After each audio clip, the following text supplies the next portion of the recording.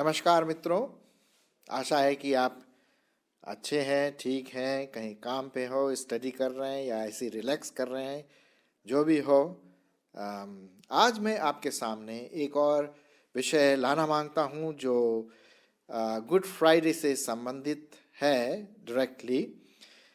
तीन प्रकार के जो त्योहार या पर्व लोग मनाते हैं, विशेष करके मसीही लोग, विश्वासी लोग, क्रिश्चियन लोग, वो है क्रिसमस जो 25 दिसंबर को लोग मनाते हैं, और दूसरा है गुड फ्राइडे जिसके बारे में मैं किसी और दूसरे एपिसोड में बात किया आपसे, और तीसरा है ईस्टर जो गुड फ्राइडे से 3 दिन के बाद अर्थात शुक्रवार, शनिवार और इतवार या फ्राइडे, सैटरडे, संडे को हम मनाते हैं। विश्वासी लोग, विशेष करके क्रिश्चियन लोग, उसको हम ईस्टर के रूप में देखते हैं। अब प्रश्न ये उठता है, भाई ईस्टर क्या है?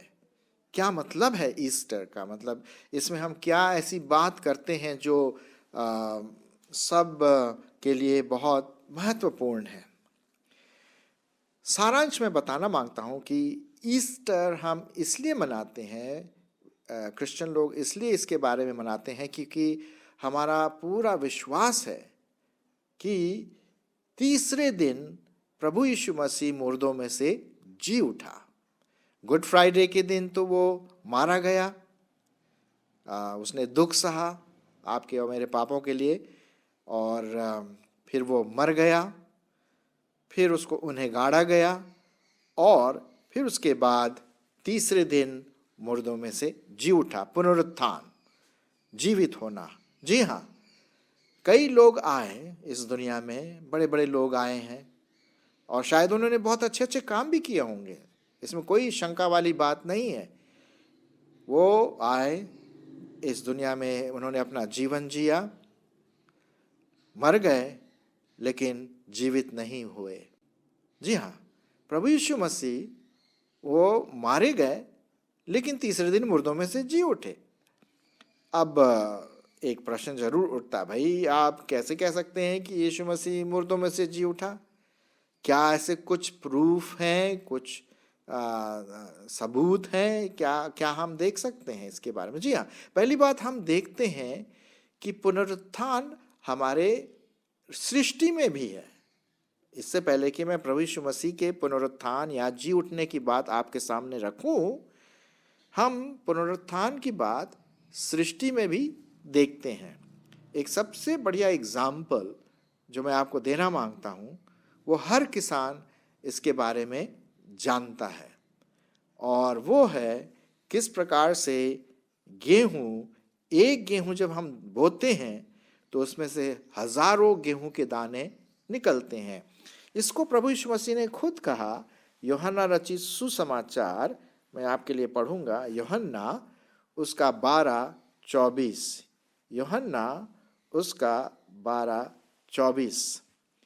मैं तुमसे सच सच कहता हूं कि जब तक गेहूं का दाना भूमि में पड़कर मर नहीं जाता, वह अकेला रहता है, परंतु जब मर जाता है तो बहुत फल लाता है।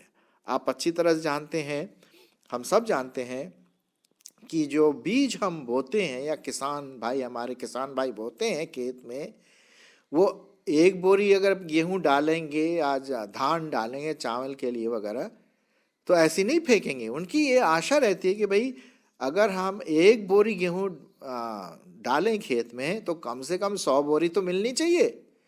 किसान तो इसी आशा के साथ वो दाना बोता है। और आप जानते हैं, हम अच्छी तरह जानते हैं कि और खेत हरे भरे हो जाते हैं और बहुत लाखों दाने उसमें से निकलते हैं, तभी हमारा और आपका पेट भरता है। अगर ये गेहूं का दाना, एक गेहूं का दाना जमीन के अंदर नहीं जाता और वहां मरता नहीं, तो आप और हम तो भूखे रह जाते भाई। जी हाँ, मैं तो यहाँ पर बोलने के लिए होता भी नहीं। खाना बहुत जरूरी है, और खाना तभी हमारे पास आएगा जब गेहूं एक दाना डालेंगे तो 10 या 12 या 20 दाने तो निकले। तो उसी प्रकार से जब किसान बोता है एक बोरी गेहूं, तो वो एक्सपेक्ट करता है कि भाई 100 बोरी तो इसमें से मिलने ही मिलने चाहिए, तभी हमारा पेट भरेगा, सबका पेट भरेगा, ये बहुत ज़रूरी है। सो हम देखते हैं हमारे सृष्टि में, एक नेचर में, कि किस प्रकार से बीज अंदर जाता है, वो मरता है, और मरने के बाद उसमें से फ्रूट आता है, और उसमें कई दाने, कई चीज़ें उसमें से आती हैं, है ना। मैं किसी बहुत अच्छी बात है जो मैं इंग्लिश में पहले कहूँगा, फिर उसके बाद हिंदी में कहूँगा। Any fool can count how many seeds are there in one apple, but only God can count how many apples are there in one seed. Hindi में इस प्रकार से है, कोई भी मूर्ख ये गिन सकता है कि एक एप्पल में कितने बीज होते हैं, 4, 5, अगर आप एप्पल को काटेंगे शायद 4-5 बीज होंगे उसमें, लेकिन सिर्फ परमेश्वर ही काउंट कर सकता है कि एक बीज में कितने एप्पल निकले हैं। कितनी अच्छी बात है, बहुत अच्छी बात है। परमेश्वर एक दाने से देखता है आम का बगीचा। एक गुठली को जब वो देखता है तो वो एक गुठली नहीं देखता है, वो आम का बगीचा देखता है। क्यों? क्योंकि पुनरुत्थान की सामर्थ्य। क्यों? ताकि वो जो बीज मर जाता है वो फिर से जी उठता है, और एक नहीं, हजारों की तादाद में। तो उसी को ध्यान में रखते हुए अब हम आए यीशु मसीह की ओर, जो ईस्टर जो कहलाता है। तीसरे दिन यीशु मसीह मुर्दों में से जी उठा। अगर हम पढ़ें प्रेरितों के काम और उसका पहला अध्याय, मैं आपके लिए पढ़ूंगा प्रेरितों के काम और उसका पहला अध्याय और उसके कुछ पदों को। तीसरे पद से मैं आपके लिए पढ़ूंगा। और उसने दुख उठाने के बाद बहुत से बड़े प्रमाणों से अपने आप को उन्हें जीवित दिखाया, उन्हें मतलब लोगों को। और 40 दिन तक वह मतलब यीशु मसीह उन्हें दिखाई देता रहा और परमेश्वर के राज्य की बातें करता रहा, और उनसे मिलकर उन्हें आज्ञा दी कि यरूशलेम को न छोड़ो, परंतु पिता की उस प्रतिज्ञा के पूरे होने की बाट जोते रहो जिसकी चर्चा तुम मुझसे सुन चुके हो। जी हाँ, उसने कई प्रमाणों से इस बात का सबूत दिया कि प्रभु यीशु मसीह मुर्दों में से जी उठा। एक प्रमाण वो है कि जो वो कपड़े थे, जिस कपड़े में प्रभु यीशु मसीह को लपेटा गया, वो कपड़ा वहीं पर अच्छी तरह से तह करके वहां रखा गया। दूसरा प्रूफ क्या है? कि कब्र खाली थी। तीसरा प्रूफ क्या है? कि साहब वो जो पत्थर था बड़ा भारी, 3-4 टन का पत्थर होता है, वो अपने आप लुढ़क गया। चौथा प्रूफ क्या है? आपको पता है रोमन सोल्जर्स में, सिपाहियों में ऐसा जबरदस्त आज्ञा थी कि अगर कोई कैदी उनके संरक्षण में भाग जाए तो जो कैदी को सजा मिली वही पुलिस उस सिपाही को भी मिलेगी। तो भैया वो तो अपने जान हाथ में लेकर के घूमते रहे। तो जब वो वहां पर भूकंप हुआ, वो भाग गए, देखा कि अरे ये तो पत्थर लुढ़क रहा है, और वो भाग गए। और पांचवी बात हम देखते हैं कि वहां का जो सील, रोमन जो गवर्नमेंट की जो सील थी, वो इतनी आसानी से टूटने वाली नहीं, वो सील टूटी पड़ी थी। कब्र खाली, अंदर कपड़े रखे हुए हैं। और फिर कई लोगों को उसने दिखाई दिया।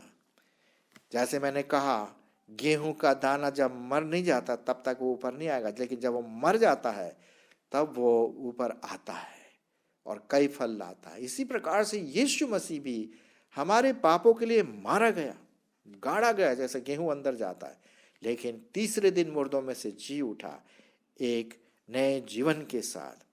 यहाँ पर लिखा हुआ है यूहन्ना रचित सुसमाचार और उसका 11वां अध्याय और 25 पद मैं आपके लिए पढ़ना मांगता हूं। यीशु मसीह ने खुद कहा इस बात को। यीशु ने उससे कहा, पुनरुत्थान और जीवन मैं ही हूं। जो कोई मुझ पर विश्वास करता है वह यदि मर भी जाए तो भी जिएगा, और जो कोई जीवता है और मुझ पर विश्वास करता है वह अनंत काल तक ना मरेगा। क्या तू इस बात पर विश्वास करती है?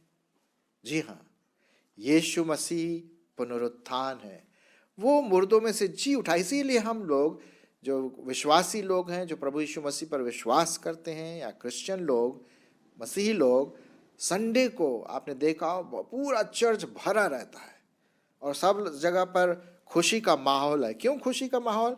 क्योंकि 2000 वर्ष पूर्व हम याद करते हैं कि यीशु मसीह मुर्दों में से जी उठा। माफ कीजिए, एक और पद मैं आपके लिए पढ़ना मांगता हूं कि प्रभु यीशु मसीह मुर्दों में से जी उठा। पहला कुरिन्थियों उसका 15वां अध्याय, पहला कुरिन्थियों उसका 15वां अध्याय 3 से 5 मैं आपके लिए पढ़ना मांगता हूं।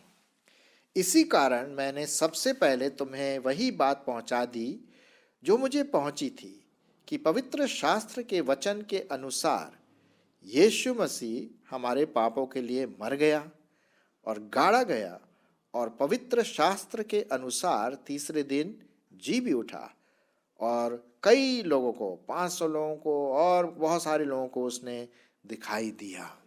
जी हाँ, यीशु मसीह मुर्दों में से जी उठा, और इस बात का कई जगह पर प्रमाण है।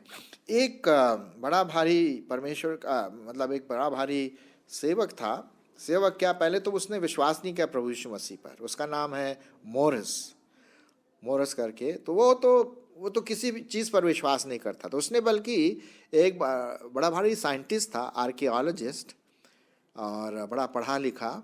तो उसने ये प्रूव करने के लिए स्टडी किया, रिसर्च किया कि सच में यीशु मसीह जिया नहीं है। उसने जगह जगह जा कर के मिस्र में जा कर के, इज़राइल में जा कर के, यूरोप में जा कर के, कई जगह पर ढेर सारी जो मैन्यूस्क्रिप्ट्स हैं, इतिहास की किताबें हैं, उसको पढ़ पढ़ के जब उसने देखा तो उसे ये पता पड़ा कि अरे साहब, इतना सबूत है कि यीशु मसीह मुर्दों में से जी उठा। आप विश्वास नहीं करेंगे, इस प्रोसेस में वो खुद मसीह बन गया और उसने एक किताब लिखी, और उस किताब का नाम है हु मूव द स्टोन। जी हाँ, प्रभु यीशु मसीह मुर्दों में से जी उठा। जो अपोस्टल्स थे, जो चेले थे प्रेरितों के काम में, उन्होंने यही प्रचार किया। मैं आपके लिए और एक पद पढ़ना मांगता हूं जो लिखा हुआ है पहला कुरिन्थियों 15वां अध्याय और 15वां अध्याय 20 पद। परंतु सचमुच में मसीह मुर्दों में से जी उठा है, और जो सो गए हैं उनमें वो पहला फल है। क्योंकि जब मनुष्य के द्वारा मृत्यु आई, तो मनुष्य ही के द्वारा मरे हुओं का पुनरुत्थान भी आया। और जैसे आदम में सब मरते हैं, वैसे ही मसीह में सब जिलाए जाएंगे। कितना बढ़िया लिखा हुआ है। परंतु हाँ, हर एक अपनी अपनी बारी से पहला फल मसीह, फिर मसीह के आने पर उसके लोग होंगे। तो हम देखते हैं कि प्रभु यीशु मसीह मुर्दों में से जी उठा 2000 वर्ष पूर्व, और वो आज एक जीवित परमेश्वर है। एक पद मैं आपके लिए और पढ़ूंगा इसी का, जो पहला कुरिन्थियों 15:54 और 55 यहाँ पर लिखा हुआ है कि और जब यह नाशमान अविनाश को पहन लेगा, तो और यह मरणहार अमरता को पहन लेगा, तब वह वचन जो लिखा है पूरा हो जाएगा कि जय ने मृत्यु को निगल लिया। हे मृत्यु, तेरा जय कहाँ रहा? हे मृत्यु, तेरा डंक कहाँ रहा? मृत्यु का डंक तो पाप है, और पाप का बल व्यवस्था है। परंतु परमेश्वर का धन्यवाद हो जो हमारे प्रभु यीशु मसीह के द्वारा हमें जयवंत करता है। और इस तरह से हम देखते हैं कि यीशु मसीह सचमुच में मुर्दों में से जीवित हो उठा। अब प्रश्न ये उठता है, ठीक है भाई, आपने बोला कि ईस्टर का मतलब ये है कि यीशु मसीह मुर्दों में से जी उठा, तो इससे मेरा क्या लेना देना? बहुत लेना देना है। जी हाँ, अगर हम क्रिसमस और गुड फ्राइडे और ईस्टर में से तीनों को देखें कि इसमें से सबसे बड़ा जो त्योहार या सोचने का जो पर्व है वो कौन सा है? मैं बोलूँगा ईस्टर। क्योंकि अगर यीशु मसीह मुर्दों में से नहीं जी उठा तो हमारा विश्वास व्यर्थ है, हम शायद अभी भी झूठ बोल रहे हैं। जी हाँ, ऐसा लिखा हुआ पहला कुरिन्थियों 15वें अध्याय में। लेकिन सचमुच में यीशु मसीह जी उठा। अब यीशु मसीह के जी उठने से मेरा और आपका क्या संबंध? ये भी बहुत जरूरी है। जरूरी इसलिए है कि जब हम पाप में मरे थे तो यीशु मसीह हमारे लिए मर गया, और जिस प्रकार से यीशु मसीह हमारे लिए मुर्दों में से जी उठा, तो वो चाहता है कि हम भी अपने नए स्वभाव में प्रभु यीशु मसीह के साथ जी उठें। आत्मिक रूप से एक नया शरीर, एक नया व्यक्तित्व हम उसमें ला सकते हैं। मैं चाहता हूं कि एक पद आपके सामने पढ़ूं, और वो इस प्रकार से है, रोमियो की पत्री 8 और 11। रोमियो, मैं बाइबल से पढ़ रहा हूं आपके लिए, रोमियो 8 और 11 पद। यहां पर इस प्रकार से लिखा हुआ है, और जिस आत्मा ने यीशु को मरे हुए में से जिलाया तुम में बसा हो, तो जिसने मसीह को मरे हुए में से जिलाया वह तुम्हारी मरणहार देहों को भी अपने आत्मा के द्वारा तुम में बसा हुआ है जिलाएगा। सो हे भाइयों, हम शरीर के कर्जदार नहीं, ताकि शरीर के अनुसार दिन काटें। मैं एक और पद आपके लिए पढ़ना मांगता हूं, रोमियो 6 और 8 से 11। रोमियो 6 8 से 11। यहाँ पर इस प्रकार से लिखा हुआ है, सो यदि हम मसीह के साथ मर गए तो हमारा विश्वास है कि उसके साथ जिएंगे भी। यह जानते हैं कि मसीह मरे हुए में से जी उठकर फिर मरने का नहीं, उस पर फिर मृत्यु की प्रभुता नहीं होने की। इसीलिए ऐसे ही तुम भी अपने आप को पाप के लिए तो मरा, परंतु परमेश्वर के लिए मसीह यीशु में जीवित समझो।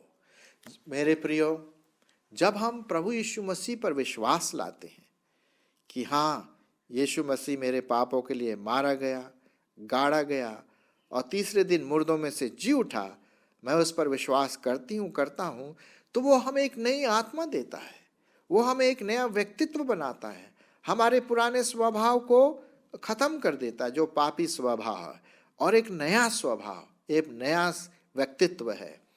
दूसरा कुरिन्थियों उसका 5वां अध्याय और 17 पद मैं आपके सामने पढ़ना मांगता हूँ। दूसरा कुरिन्थियों उसका 5वां अध्याय 17 पद, यदि कोई मसीह में है तो वह नई सृष्टि है, पुरानी बातें बीत गई हैं, देखो वे सब नई हो गई हैं। आमीन। कितनी अच्छी बात लिखी यहाँ पर। जी हाँ, जब हम प्रभु यीशु मसीह पर विश्वास लाते हैं तो हमें एक नई सृष्टि है। पुरानी सृष्टि खत्म हो गई, पुराना गेहूं खत्म हो गया, अब उसमें से नया गेहूं निकला है, नया स्वभाव निकल रहा है, नई बातें निकले। किसी ने बहुत अच्छा गीत लिखा हुआ है, शायद आप जानते होंगे, किसी परमेश्वर के दास ने लिखा है, जब से प्यारा यीशु आया मेरा जीवन बदल गया, जब से मैंने उसे है पाया मेरा जीवन बदल गया। जी हाँ, मैं आपके लिए एक और पद आपके लिए पढ़ना मांगता हूँ, कुलुसियों की पत्री 3 अध्याय 1 से 4। कुलुसियों उसका 3 अध्याय 1 से 4 मैं आपके लिए पढ़ूंगा कि किस प्रकार से जो प्रभु यीशु मसीह पर विश्वास लाते हैं, अपने पापों का पश्चाताप करते हैं, यीशु मसीह को उद्धारकर्ता और प्रभु मानते हैं, तो उनका जीवन किस प्रकार से नया हो सकता है, मैं पढ़ूंगा। जब तुम मसीह के साथ जलाए गए हो तो स्वर्गीय वस्तुओं की खोज में रहो, जहां मसीह वर्तमान है और परमेश्वर की दाहिनी ओर जा बैठा है। और लिखा हुआ है, क्योंकि तुम जो मर गए थे तुम्हारा जीवन मसीह के साथ परमेश्वर में छिप गया है, इसलिए अपने उन अंगों को मार डालो जो पुराने, जो हमारे विचार थे, पुराने स्वभाव था, मार डालो, जो पृथ्वी पर है, अर्थात व्यभिचार, अशुद्धता, दुष्कामना, बुरी लालसा, लोभ, मूर्ति पूजा के बराबर है। तो हम देखते हैं इन सब बुराइयों को हम छोड़ दें। क्रोध, वैर भाव, रोष, मुंह से गाली बकना, झूठ बोलना, ये सब पुराना मनुष्यत्व है और नए मनुष्यत्व को पहन लो। 10वां पद, नए मनुष्यत्व को पहन लिया जो अपने सृजनहार के स्वरूप के अनुसार ज्ञान प्राप्त करने के लिए नया बनता चला जाता है। जी हाँ, ये है ईस्टर की सामर्थ, ये है पुनरुत्थान की सामर्थ, ये है प्रभु यीशु मसीह के साथ जी उठने की सामर्थ। हम देखते हैं हम आत्मिक रीति से बढ़ते चले जाते हैं। लेकिन एक और बात मैं आपको बताना मांगता हूँ, बड़े बहुत इंटरेस्टिंग बात है, और बात ये है कि जरूर है कि अगर हमारा, ये तो हुई आत्मिक बात, लेकिन अब एक शारीरिक बात भी मैं आपके साथ शेयर करना मांगता हूँ, क्योंकि ये पुनरुत्थान से या जी उठने से संबंधित है। ज़रूर है कि हम सब एक न एक दिन मरेंगे शारीरिक रूप से, हम सबों का मौत होता, चाहे विश्वासी हो अविश्वासी हो कोई भी हो, सबका मौत है, आना है, ये तो पक्की बात है, आप जानते हैं, मैं जानता हूँ। लेकिन जो प्रभु यीशु मसीह के विश्वासी हैं, जिनका नया जन्म हुआ है, जो जिनके पाप क्षमा हुए हैं यीशु मसीह के नाम पर, उनके लिए एक बहुत बड़ी आशा है। वो क्या है? वो ये है कि अगर जब प्रभु यीशु मसीह आएंगे हमें लेने के लिए, तो हम भी प्रभु यीशु मसीह के साथ उठाए दिए जाएंगे। यदि हमारी मौत होती यीशु मसीह के आने से पहले, तो हम शारीरिक रूप से भी जिंदा हो जाएंगे। ये बहुत बड़ी आशा है, हम सबों के लिए बहुत बड़ी आशा है। मैं पढ़ना मांगता हूँ 1 थिस्सलुनीयों और उसका ये आ गया, 1 थिस्सलुनीयों और उसका 4 अध्याय 13 से 18। 1 थिस्सलुनीयों 4 अध्याय 13 से 18 मैं आपके लिए पढ़ना मांगता हूँ। हे भाइयों, हम नहीं चाहते कि तुम उनके विषय में जो सोते हैं अज्ञान रहो। सोने का मतलब जो मर गए हैं। ऐसा न हो कि तुम औरों की नाई शोक करो जिन्हें कोई आशा नहीं। जो प्रभु यीशु मसीह को नहीं जानते उनके पास कोई आशा नहीं है। यदि आप प्रभु यीशु मसीह को जानते हैं व्यक्तिगत रूप से, आपके मेरे पास आशा है। आगे पढ़ें। क्योंकि यदि हम प्रतीति करते हैं कि यीशु मरा और जी भी उठा, तो वैसे ही परमेश्वर उन्हें भी जो यीशु में सो गए हैं उसी के साथ ले जाएगा। क्योंकि हम प्रभु के वचन के अनुसार तुमसे ये कहते हैं कि हम जो जीवित हैं और प्रभु के आने तक बचे रहेंगे, तो सोए हुओं से कभी आगे न बढ़ेंगे। क्योंकि प्रभु आप ही स्वर्ग से उतरेगा और उस समय ललकार और प्रधान दूत का शब्द सुनाई देगा और परमेश्वर की तुरही फूकी जाएगी और जो मसीह में मरे हैं, सुनिए, जो मसीह में मरे हैं वे पहले जी उठेंगे। देखिए ये कितनी बड़ी आशा है। तब हम जो जीवित और बचे रहेंगे उनके साथ बादलों पर हवा में उठा लिए जाएंगे कि हवा में प्रभु से मिलें और इस रीति से हम सदा प्रभु के साथ रहेंगे। सो इन बातों से एक दूसरे को शांति दिया करो। मेरे प्रिय मित्रों, आज मैंने आपको इस ईस्टर के बारे में बताया कि यीशु मसीह किस प्रकार मुर्दों में से जीवित हुआ और इसका क्या महत्व है आपके और मेरे जीवन में। क्या आप उस जीवते परमेश्वर के पुत्र पर, यीशु मसीह पर विश्वास करते हैं? क्या आपका जीवन, नया जीवन एक प्रेम वाला जीवन है, शांति वाला जीवन है, नया वाला जीवन है, पहला वाला जीवन नहीं है? पुराना स्वभाव था, उल्टा सीधा बात करना, गाली बकना, उल्टे सीधे काम करना, शराब पीना, ये करना, ड्रग लेना, वो सब खत्म हो गया, मर गया। अब अगर आप प्रभु यीशु मसीह पर विश्वास करेंगे तो एक नया जीवन आएगा और सच में उस गीत लिखने वाले के साथ आप कह सकेंगे कि जब से प्यारा यीशु आया मेरा जीवन बदल गया। क्या आप यीशु मसीह पर विश्वास करेंगे? यदि आपने किया है तो क्या आपका जीवन, आपका विचार, आपकी विचारधाराएं यीशु मसीह के वचन के अनुसार है, पवित्र आत्मा के अनुसार है, पवित्र आत्मा के फल हैं? ये बहुत महत्वपूर्ण है। आप ज़रूर ईस्टर के महत्व को अपने दिल में, दिमाग में समझें। परमेश्वर आपकी इसमें अगुवाई करे। धन्यवाद।